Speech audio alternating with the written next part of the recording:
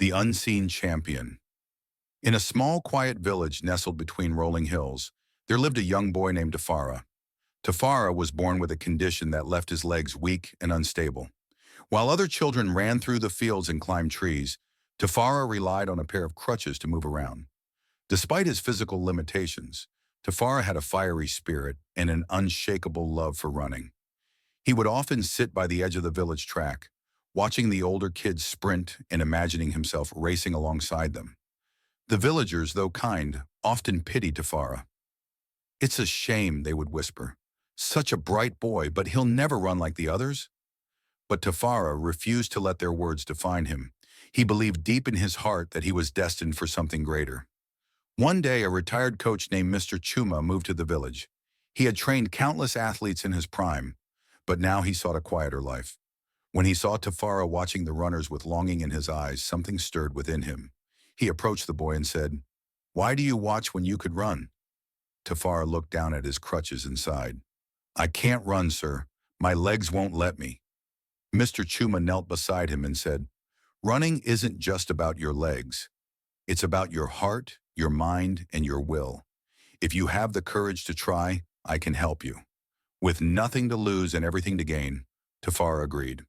Every morning before sunrise, he and Mr. Chuma would meet at the track. The training was grueling.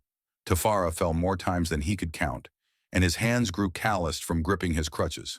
But with each fall, he got back up. Mr. Chuma taught him to focus on his breathing, to channel his frustration into determination, and to visualize himself crossing the finish line. Months turned into a year, and Tafara's progress was slow but steady. He learned to move with a rhythm, using his crutches not as a limitation, but as an extension of his body. The villagers began to notice his dedication, and their pity turned to admiration. One day, news spread that the regional athletics competition was coming to a nearby town. Mr. Chuma entered Tafara into the 100-meter race, much to the shock of everyone, including Tafara himself. "Are you sure I'm ready?" Tafara asked nervously. Mr. Chuma smiled. "Ready or not, it's time to show the world what you're made of." On the day of the race, Tafara stood at the starting line, surrounded by able-bodied runners.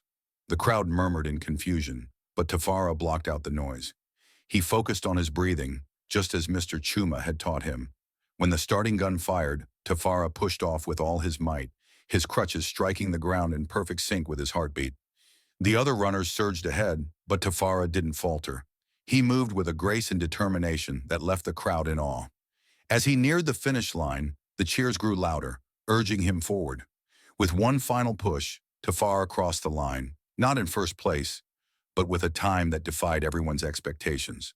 The crowd erupted in applause, not because he had won, but because he had dared to try. Tafara's story spread far and wide, inspiring countless others to chase their dreams, no matter the odds. Years later, Tafara became a coach himself, teaching others that true strength lies not in the body, but in the spirit.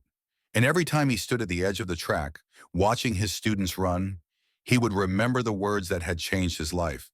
"Why do you watch when you could run?" The lesson, Tafara's journey, teaches us that our limitations do not define us. Our courage, determination, and belief in ourselves do. No matter the obstacles we face, we have the power to rise above them if we are willing to try. True strength comes from within, and with perseverance and the right support, we can achieve greatness. Let Tafara's story remind you to never give up on your dreams, no matter how impossible they may seem. Please subscribe to our channel